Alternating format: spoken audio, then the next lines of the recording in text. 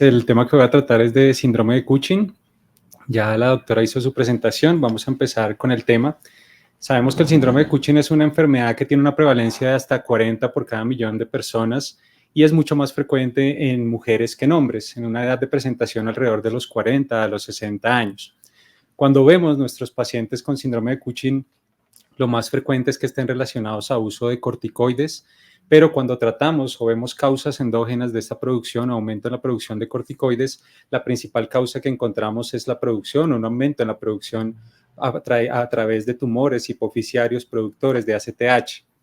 Cuando vemos otras causas diferentes, por ejemplo, el 20% son de causa directamente autónoma de producción de cortisol y el 10% producción de CRH o principalmente ACTH de origen ectópico. Las características clínicas las conocemos y las hemos visto típicamente de nuestros pacientes con síndrome de Cushing, pero quizás las que hablamos que son un poco más específicas, como estas estrías eritematoviolaceas que tienen un ancho mayor a 1 centímetro, este eritema facial, la distribución de la grasa, pero quizás también tenemos que hablar de estas equimosis espontáneas que tienen nuestros pacientes. Y esta es la descripción clínica y clásica del síndrome de Cushing, pero no olvidemos que tenemos presentaciones diferentes del síndrome de Cushing que a veces pasamos por alto, específicamente en los síndromes de Cushing ectópico, en los cuales los tumores diferentes a los de origen hipofisiario producen excesivamente producción de ACTH, podemos tener manifestaciones que son mucho más agresivas del síndrome de Cushing, caracterizadas, por ejemplo, en carcinomas de células pequeñas pulmonares, en carcinoma medulares o en carcinomas pancreáticos que tienen un curso de instauración mucho más rápida y los cambios físicos que veíamos clásicamente están ausentes, pero sí es más frecuente que presenten hipocalemia, alteraciones ácido-base, hipertensión e hiperglicemia severa. De modo que vamos a tener probablemente dos espectros clínicos dentro de los pacientes de ACTH, el paciente clásico que conocemos de un síndrome de Cushing, pero el paciente que tiene este tipo de tumores que puede cursar con una pérdida de peso progresiva, con una miopatía proximal, con hipocalemia, osteoporosis, y debemos tener prendida la alerta en estas características clínicas. Se hizo una descripción recientemente de unos casos de síndrome de Cushing a nivel de Colombia, con una descripción de 14 casos y donde vemos los principales tipos de tumores neuroendocrinos productores de ACTH están ubicados a nivel del tórax, siendo el carcinoide pulmonar, el carcinoma de células pequeñas pulmonar y el timoma los que más se encontraron en estos casos. Pero además de ser importante la localización, que puede ser desde la parte torácica hasta la parte abdominal, incluso en el cuello, en el caso del carcinoma medular de tiroides, miren cómo la supervivencia global de estos pacientes es bastante baja, con una mortalidad del 57.1% de los pacientes y una muy baja supervivencia media. Y no olvidemos que hay causas dentro de la evaluación diagnóstica de los pacientes con síndrome de Cushing que pueden cursar con lo que antes se denominaba pseudo-Cushing. Hoy sabemos que es un hipercortisolismo de origen no neoplásico y este tipo de enfermedades como el ejercicio, como el embarazo, como la diabetes, alcoholismo o enfermedades psiquiátricas pueden cursar con aumento fisiológico del cortisol y confundir el diagnóstico. De modo que el algoritmo diagnóstico en cierta forma no ha cambiado y lo que tenemos que hacer inicialmente en un paciente con un cuadro clínico sospechoso de síndrome de Cushing es evaluar primero la presencia de hipercortisolismo, las herramientas diagnósticas que conocemos y tenemos a la mano para definir el hipercortisolismo son las mismas, el cortisol urinario, el cortisol por supresión de dexametasona de 1 miligramo o el cortisol salivar, y en general lo que se recomienda es que por lo menos tengamos 2 pruebas que confirmen la presencia de hipercortisolismo y una vez tengamos eso, evaluemos si es un hipercortisolismo dependiente o no de ACTH y siempre pensemos en excluir causas fisiológicas como las que mencionábamos de hipercortisolismo no neoplásico que puedan estar relacionadas a este síndrome o a esta expresión o este aumento del cortisol. La ACTH nos va a permitir orientar un poco el diagnóstico para pasar si el paciente tiene con una ACTH baja un origen probablemente adrenal del hipercortisolismo o si tiene una ACTH alta y podemos enfocar dentro de lo más frecuente una enfermedad de Cushing o un ACTH ectópico. Y aquí ya van a entrar en unos estudios diagnósticos muy específicos en los cuales no me voy a detener. El objetivo principalmente de hoy era hablar acerca del tratamiento y el enfoque terapéutico de estos pacientes, teniendo en cuenta unos pilares fundamentales de objetivos que siempre vamos a ver dentro de los diferentes estudios la normalización de los niveles de cortisol. Aquí hay bastante, digamos, algún debate frente a si todos nuestros pacientes van a, a un nivel normal de cortisol y cuáles son esos puntos que se han establecido teóricamente, y si solo logramos en algunos pacientes una reducción significativa para que tenga un impacto clínico, pero sigue siendo uno de los objetivos más importantes. Obviamente, en la medida que logramos eso, buscamos una reversión de este cuadro clínico característico con estas múltiples comorbilidades que representan el síndrome. Si podemos, ojalá, recuperar esas condiciones que ya están instauradas, como la presencia de diabetes, de hipertensión arterial, alteraciones metabólicas asociadas, y obviamente tratar de lograr un control que sea sostenido a largo plazo y disminuir la probabilidad de recurrencia. ¿Y por qué? Porque sabemos que la mortalidad del síndrome de Cushing activo es bastante alta, sobre todo por este componente cardiovascular, por el riesgo de infecciones que tiene asociadas el Cushing, pero además cuando recurre el Cushing, cuando se presenta nuevamente, también está asociada a una mayor mortalidad. Y el algoritmo de terapéutico sigue teniendo un pilar fundamental, y es definir si el ACTH es dependiente o independiente. Y una vez sabemos que es dependiente, tenemos lo que más frecuente encontramos, que es la enfermedad de Cushing producida por un adenoma productor de ACTH, que debemos haber confirmado, ya sea con un cateterismo de senos petrosos y la imagen diagnóstica, y siempre pensar en una primera intervención probable que sea la resección del tumor. ¿Qué sucede con los pacientes con síndrome de Cushing ectópico? Que tenemos dos posibilidades, como veíamos antes. Puede ser que sea un tumor que no esté identificado y que las imágenes no las encontremos, y el algoritmo de una vez nos manda una terapia de control del hipercortisolismo, pero si encontramos la lesión tumoral, definitivamente lo más importante es siempre pensar en la resección primaria del tumor. Lo mismo apoya y acompaña la presencia de ACTH independiente en el caso de los tumores adrenales, ya sea carcinoma o adenamos, en donde pensamos inicialmente en la intervención quirúrgica como la terapia más efectiva para controlar el hipercortisolismo. Y en caso de falla en estos casos, siempre pensar como una de las posibilidades la reintervención quirúrgica, y entramos al final en las otras terapias que nos quedan disponibles, ya sea la radioterapia, por ejemplo, en el caso de los tumores ACTH dependientes a nivel hipofisiario, o las terapias farmacológicas, que vamos a ampliar un poco más, y al final de esta escala de opciones terapéuticas dejamos la adrenalectomía bilateral. Lo que pasa es que, si bien el tratamiento quirúrgico es la primera entrada, es la primera opción que tenemos, de todas maneras también tenemos un escape en la respuesta a estas primeras intervenciones, que puede ser de hasta un 20% o una recurrencia de hasta un 15%, y el algoritmo, cuando hablamos de enfermedad de Cushing, nos dice desde que tenga la posibilidad de hacer una segunda intervención quirúrgica y lo inténtelo, pero miren cómo la posibilidad de no respuesta aumenta cuando ya se hace una reintervención quirúrgica, siendo igual la recomendación en este momento.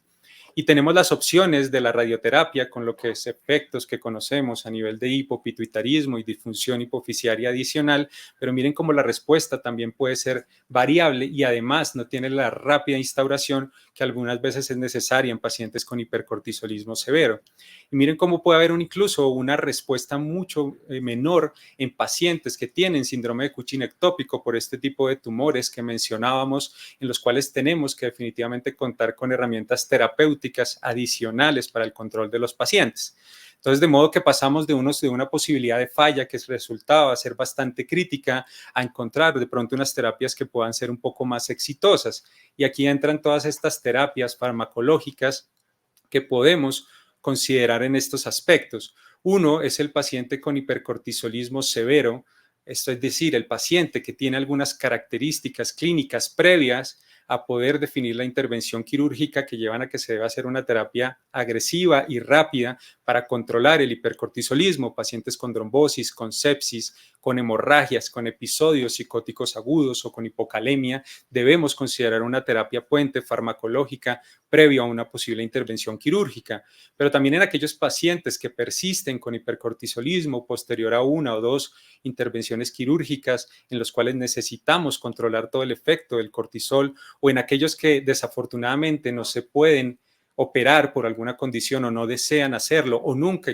encontramos el tumor inicial, o pacientes como una terapia puente a la radioterapia son los mejores candidatos a estas terapias farmacológicas. Y de hecho, diagnosticar el hipercortisolismo severo a través del cuadro clínico de los laboratorios, aquí hay algunas apreciaciones en cuanto a los niveles del cortisol urinario en 24 horas que nos deben sospechar un hipercortisolismo severo. En general se dice que más de 5 veces por arriba del límite superior, y según las condiciones de estos pacientes podrían ser incluso necesarias el manejo en una unidad de cuidados intensivos previo a la intervención quirúrgica, con uso incluso de tomidato, sumado a inhibidores del receptor de corticoides como la mifepristona, o si las condiciones clínicas del paciente son mejores, pensar en utilizar dos inhibidores de la esteroidogénesis como el metirapone y el ketoconazol, e incluso asociarlo con otras terapias que tengan un efecto rápido como el mifepristone y el osilodrostat, hablando de un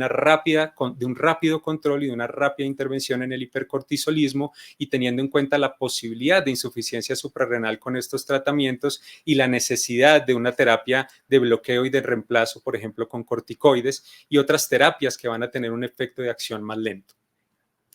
Estos son los estudios actuales que tenemos en tratamiento farmacológico en pacientes con síndrome de Cushing, la mayoría realizados realmente en enfermedad de Cushing. Y como vamos a ver, tenemos tratamientos que tienen un efecto directo a nivel hipofisiario en disminuir la producción de ACTH, como el pasirreótide, como la cabergolina, y recientemente algunos estudios que veremos más adelante algunos resultados, como un inhibidor de la ciclina dependiente de quinasa ciclina, el complejo, que tienen un efecto y que vamos a verlo más adelante con el roscovitinib.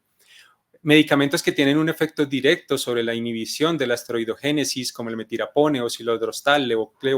ketoconazol y el ketoconazol que usamos regularmente, y medicamentos que tienen un efecto sobre el receptor de glucocorticoides, como el que usamos o que tenemos disponible en mifepristone, y el relacorilant, que es un inhibidor ya selectivo de los receptores de glucocorticoides. A diferencia del mifepristone, no tiene este efecto antiprogestágeno que tiene el mifepristone, y hasta el momento está en fase de reclutamiento y finalización un estudio fase 3.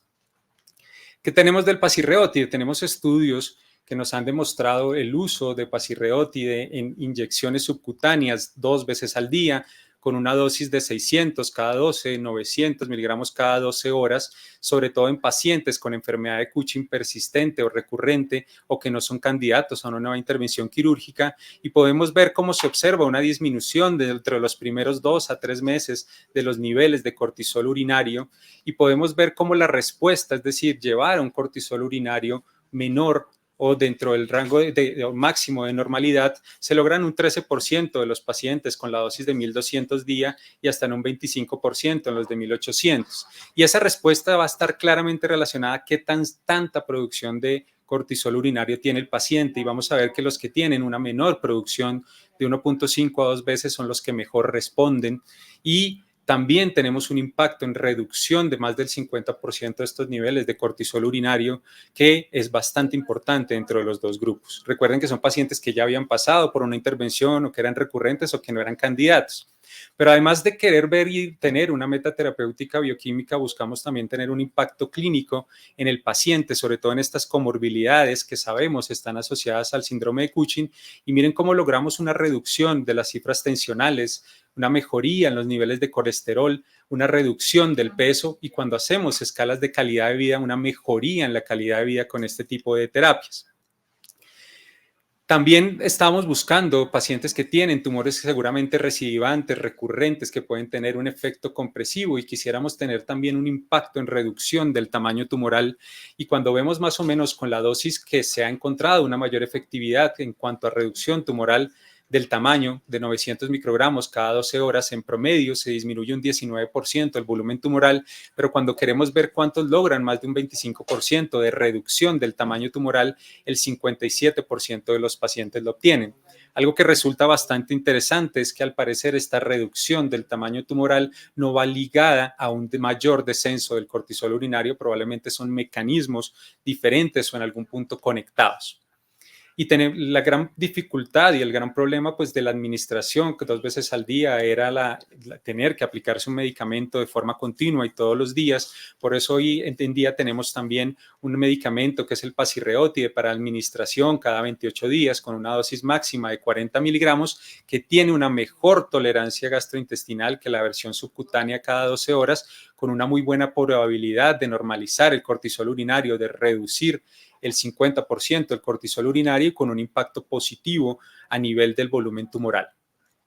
pero no todos son buenas noticias en el uso del pasirreótide, y el pasirreótide es claro que tiene un efecto directamente en el control glucémico de los pacientes. Hay un bloqueo en la producción de insulina, hay un efecto directamente sobre este aspecto, y lo que es muy frecuente es que el paciente que tiene un trastorno disglicémico previo se deteriora durante el tratamiento, y miren lo frecuente que es. Los síntomas gastrointestinales también son muy frecuentes y están asociados, y los vemos, síntomas gastrointestinales, colelitiasis. Entonces no podemos dejar de lado este efecto que tiene a nivel de hiperglicemia en este medicamento, pero hoy en día es una opción quirúrgica, en una acción farmacológica aprobada por la FDA y la EMA en pacientes en los cuales no se logra una respuesta a la intervención quirúrgica o no son candidatos a una reintervención. La cabergolina la conocemos, la usamos hace mucho tiempo en el manejo de los pacientes con prolactinomas. Realmente no existe un estudio clínico aleatorizado que incluya la cabergolina. Tenemos este metaanálisis de 124 pacientes, la mayoría pacientes que ya habían recibido previamente una cirugía hipofisiaria, y vemos cómo se puede lograr una normalización del cortisol urinario hasta en el 39.4% de los pacientes, y en promedio podemos lograr una reducción de 32.2% en el cortisol urinario. Probablemente hay algunos predictores que se han intentado evaluar para ver qué pacientes pueden responder mejor al uso de cabergolina, y quizás aquellos pacientes en los cuales por lo menos sostenemos el tratamiento por más de 6 meses, y curiosamente aquellos en los cuales no se usan dosis más altas de 2 miligramos, se encontró un efecto. Esto probablemente habla quizás de que eran pacientes que tenían cortisoles urinarios mucho más altos y que hacían que fuera menor la respuesta a cabergolina. De hecho, estos estudios trataban o se han manejado con dosis incluso de 0.5 miligramos diarios de cabergolina, e incluso hasta 1 miligramo diario de cabergolina semanal. El escape es un fenómeno que se puede observar en el uso de cabergolina de hasta un 22.2%, que se puede ver de forma relativa después del primer año. Siguiendo con los medicamentos que pueden tener un efecto en control del hipercortisolismo, tenemos todos aquellos que llamamos inhibidores de la esteroidogénesis disponibles en Colombia. El metirapone, el osilodrostat aún no cuenta con el registro INVIMA para uso a nivel de Colombia.